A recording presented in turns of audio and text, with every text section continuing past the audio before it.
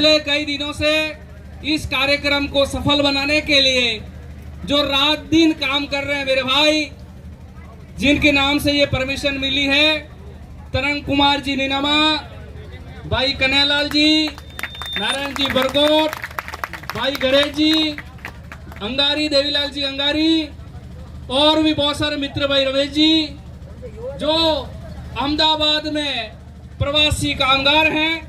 आप भाइयों की मेहनत से इस आशा भील की धरती पर एक बहुत ही ऐतिहासिक और शानदार कार्यक्रम आप सबकी उपस्थिति में होने जा रहा है।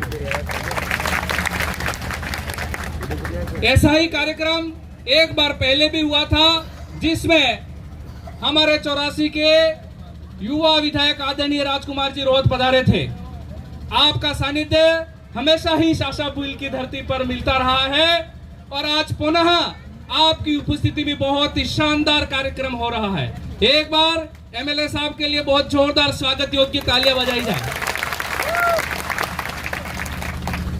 समय समय पर आपने अहमदाबाद के भाइयों के लिए जो हो सके सहयोग किया है और कोरोना के समय हम भाइयों द्वारा जो भी संभव था हमने किया।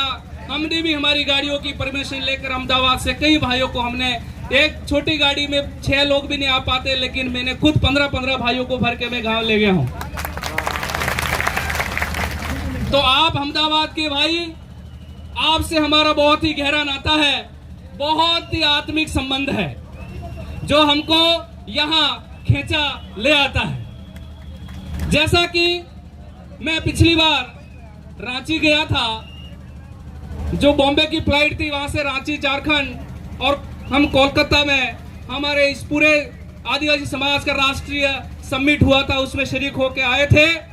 तो यहाँ पर मैं 2 दिन रुका था और अहमदाबाद के भाइयों का मुझे बहुत प्यार मिला और उन्होंने कहा कि दिनेश जी एक बहुत बड़ा महाचिंतन शिविर हम अहमदाबाद में कराना चाहते हैं। तो ये बात मैंने हमारे वडीलों को बताई और वडीलों ने आपको तारीख दी 24 तारीख, और 24 तारीख को आपने बहुत ही प्रयास करके और प्रशासन से ये स्वीकृति ली और एक बहुत बढ़िया ये कार्यक्रम आप आयोजित कराने जा रहे हो। एक बार पुनः पूरी आयोजक टीम को बहुत बहुत धन्यवाद, आभार, आप सभी की जय।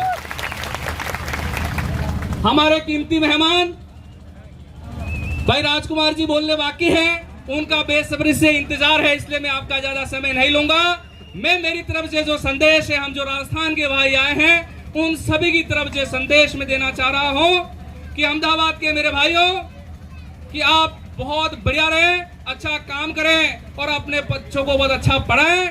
जैसा कि अहमदाबाद में रह करके बहुत बढ़िया आप रोजगार कर रहे हैं और छोटा मोटा अच्छा पैसा कमा लेते हो, लेकिन इन पैसों को आप अपने बच्चों के शिक्षा में लगाओ। चूंकि मैं एक शिक्षक हूं तो मैं यही संदेश दे पाऊंगा आपको कि जो भी छोटा मोटा पैसा है उसको बचाकर अपने बच्चों को अच्छी से अच्छी शिक्षा दिलाए। और जो फिजूल खर्ची है, हम यहाँ से गांव जाते हैं, रास्ते में कम से कम 10-5 हजार रुपए ऐसे ही खर्च कर देते हैं। मेरे भाइयों, वो पैसा आपको खर्च नहीं करना है और अपनी कुछ बुरी आदतें हैं उनको त्यागनी है। मेरे भी हो सकती है तो मुझे भी त्यागनी है। तो 1-1 रुपया आपने बचा करके और आने वाली पीढ़ी और समाज में आप जो हो सके, आपकी तरफ से जो कुछ हो सके तो आप समाज को भी समर्पित करें। हमेशा की तरह आप करते आए हैं। आशावाल ही अहमदाबाद है, एक बहुत ही बड़ा ग्रुप है मेरे अहमदाबाद के भाइयों का। उस ग्रुप में हम पढ़ते रहते हैं और एक छोटे से आह्वान पे आप बहुत सारा कलेक्शन कर लेते हो और इस जमीन का भी आपने पैसा दिया है कोई 29-30 हजार रुपए। तो एक छोटे सी सूचना पर आप अहमदाबाद के भाइयों ने पैसा इकट्ठा कर लिया और ये टेंट और ये साउंड और ये बहुत सारी आपने ये व्यवस्था करी है। तो मैं तो भाई गदगद हो गया और हम सभी भाइयों की तरफ से एक बार पुनः आपका आभार प्रकट करते हैं। उम्मीद करता हूं कि आने वाले समय में जो ये संख्या है उससे दुगनी या 4 गुनी संख्या यहाँ पर होनी चाहिए, ताकि जो बाहर से मेहमान आए उनके मुखारबिन से आप लाभान्वित हो सको। दोस्तों, बातें तो बहुत सारी हैं, लेकिन हमें शिक्षा के प्रति जागरूक रहना है, अपने स्वास्थ्य के प्रति भी जागरूक रहना है। आप अच्छा खाओगे तो आप हष्ट-पुष्ट होंगे, आप हष्ट-पुष्ट होंगे तो आपका जो जीन है, आपका जो डीएनए है अपने पीढ़ी दर पीढ़ी संचारित होगा, तो आपके आने वाले बच्चे और आपकी पीढ़ी है वो भी मजबूत होगी। लेकिन शायद हमारे खाने में कोई कमी है या फिर हमें कोई पौष्टिक खाना नहीं मिल पा रहा है या हम खा नहीं पा रहे हैं, जिसकी वजह से हमारे स्वास्थ्य में गिरावट होती जा रही है। तो आपको बहुत अच्छा खाना है, अंधविश्वास और पाखंड से दूर रहना है मेरे भाइयों। और भी बहुत सारी छोटी मोटी बातें हैं, तो आप सभी भाई बढ़िया रहे, मस्त रहे और हम सबको इसी प्रकार आमंत्रित करते रहे। और जो ये आपका गुजरात भी शायद 5वीं अनुसूची का इलाका शायद क्या है, और यहाँ पर भी रिजर्वेशन का कोई न कोई यहाँ पर होगा, तो आप अपने अधिकारों को भी जाने। ये हमारे पुरखों की विरासत है, पुरखों के बलिदान के बदौलत ये हमारी विरासत और अस्तित्व है।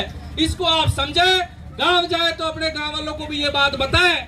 और हमारे पुरखों ने जो ये इतिहास बनाया है, ये जैसे आशा भील, जो आशावादी अहमदाबाद है यूं कहते हैं, तो आशा भील की धरती आप देख पा रहे हैं, ये हमारे सब पुरखे हैं। आशा भील, ये सुरमाल खराड़ी, गोविंद गुरु, मानगढ़ की धरती, वीरबाला कालीबाई कलासुआ, देवापुरी महाराज, अम्बेडकर साहब, और ये इन सब पुरखों को नमन करते हुए ये आदिवासी परिवार एक बहुत बड़ी जाजम है दोस्तों। ये आदिवासी परिवार केवल आपके गुजरात में नहीं बल्कि राजस्थान, गुजरात, मध्य प्रदेश, महाराष्ट्र और पूरे देश में काम कर रहा है। और हम समय समय पे जाके दूसरे राज्यों में भी इस आदिवासी परिवार की नींव को रख दिया है। साथ ही एक निवेदन और करना चाहेंगे कि अभी लोकतंत्र का उत्सव आ रहा है।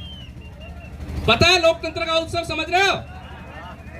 हाँ, अभी आपको उमेश जी ने बता दिया कोरोना में कौन काम आया, समझ रहे हो? तो अभी 2023 में नवंबर के अंदर लोकतंत्र का उत्सव आ रहा है, उसमें पूरी गाड़ियां भर भर के आप आने चाहिए, ऐसा मैं आप सबसे उम्मीद रखता हूं। अगर गाड़ी कम पड़ेगी तो गाड़ियां भी आपके लिए हम कर लेंगे। और राजकुमार जी हमारे बीच में बैठे हुए हैं, और आप अभी से ही गाड़ियां बुकिंग करा ले, ठीक है? और उसमें आपको आना है और अपने मतदान की पूरी सहभागिता निभानी है मेरे दोस्तों। हम आप अहमदाबाद के भाइयों के भरोसे बैठे हुए हैं। आप में जो ताकत है वो हमारे अंदर ऊर्जा का संचार करती है। और कुछ छोटी मोटी समस्या भाइयों ने बताई कि जैसा कि आप किसी त्योहार पे आते हैं तो गाड़ी वाले थोड़ी मनमानी करते हैं। तो मैं तो आपसे यही थोड़ा निवेदन करना चाहूंगा, एक संदेश देना चाहूंगा कि आप 4 दिन पहले आप गांव आ जाए या 6 दिन पहले गांव आ जाए, तो शायद मेरे ख्याल से ये मनमानी रुक सकती है। और आने वाले समय में आपके लिए और अच्छी गाड़ी की व्यवस्था करेंगे। एक बार आप कुछ भाइयों को विधानसभा में भेजो तो सही। एक बार आप राजस्थान से 8-10 धारासभ्यों को भेज दो विधानसभा के अंदर, गुजरात के अंदर भी उलगुलान हो जाएगा। राजकुमार जी जैसे कई सारे धारासभ्य आपकी गुजरात की धरती से, अहमदाबाद की धरती से और आशा भील की धरती से निकाल के आपको बताएंगे। बहुत बहुत धन्यवाद। और 4 लाइनें बोलकर मैं अपना स्थान ग्रहण करूंगा।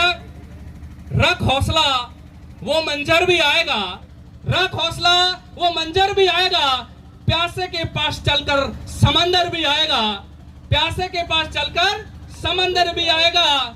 थक कर न बैठ मंजिल के मुसाफिर, मंजिल भी मिलेगी और मंजिल मिलने का मजा भी आएगा। बहुत बहुत जोहार। जय आदिवासी, जय भील प्रदेश, आप सभी की जय।